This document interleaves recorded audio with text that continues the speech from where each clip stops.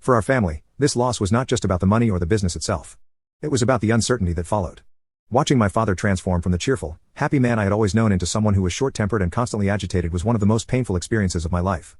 It was as if the weight of his loss had drained him of the very qualities that had defined him for so long. I vividly remember those dark days when he would spend entire days in bed. A stark contrast to the energetic man he used to be. He would only come out to eat, and even then it was a quick, almost mechanical routine before he retreated back to the solitude of his bed. He seemed to have lost all interest in life outside of his room. My mom would try her best to lift his spirits. She would gently urge him to get out of bed, suggesting that he find some hobbies or even just go for a walk to clear his mind. She hoped that maybe a distraction could help pull him out of the deep sadness he was sinking into. But instead of the hopeful response she was looking for, my dad would often snap at her, telling her to leave him alone. The frustration and pain in his voice were palpable, and it was clear that he was grappling with emotions he didn't know how to handle. During this difficult time, my mom became the sole provider for our family. She was a nurse at a local hospital, and while she had always been committed to her work, the financial strain of my dad's business collapse meant that she had to take on even more. The bills were piling up, and the rent was overdue. There was no choice.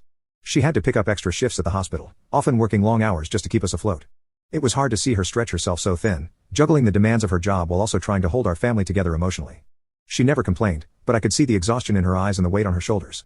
She was carrying so much, and I admired her strength, even as I worried about how long she could keep it up. The atmosphere at home during that time was always heavy, thick with an unspoken tension that lingered in every corner of the house. My younger brother, Michael, and I did our best to avoid anything that might anger our parents, especially our dad, whose mood had become so unpredictable. Now, Michael was always the smarter one between the two of us, the kind of kid who was naturally gifted. When it came to academics, he was a bit of a nerd, the type who loved burying his nose in books and solving complex problems for fun.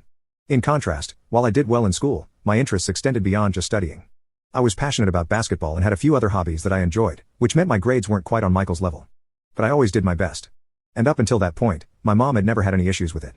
Since she regularly kept track of my grades, she understood that we were different and valued the effort we each put into our pursuits. However, as my dad began spending more and more time at home, the dynamics in our family began to change. He suddenly had a newfound interest in our grades and would make comments about how I clearly wasn't working as hard as Michael, pointing out the differences in our academic achievements. I remember him saying things like, "If you're not going to be the best, then what's the point of even studying?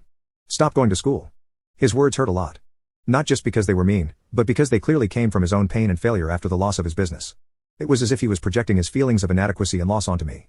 It hurt to see him so disillusioned and to feel like I was somehow contributing to his unhappiness, even though I knew deep down that wasn't the case.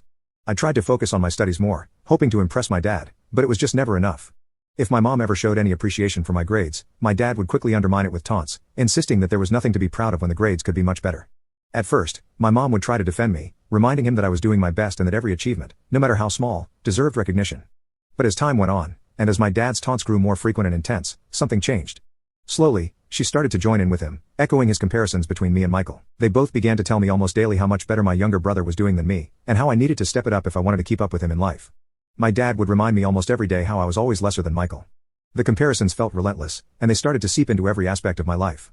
Eventually, they even banned me from any after-school activities, including playing basketball. They told me that if I wanted to do better in school, I needed.